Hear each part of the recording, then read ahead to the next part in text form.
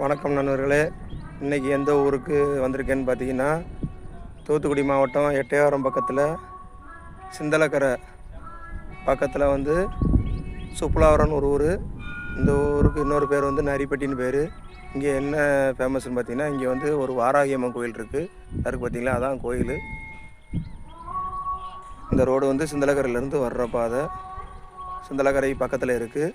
சிந்தலக்கரை வெட்காளியம்மன் கோயிலேருந்து ஒரு 8-9 கிலோமீட்டர் வரும் வாராயம்மன் கோயில்.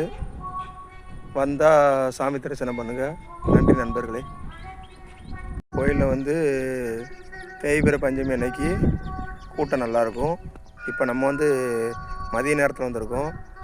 இது ஈவினிங் ஒரு 4 மணிக்கு அப்புறம் வந்தீங்கன்னா நல்ல கூட்டம் இருக்கும். நார்மலாகவும் எப்போனாலும் இந்த கோயிலுக்கு வரலாம். கோயில் எப்பயுமே ஓப்பனில் தான் இருக்கும்.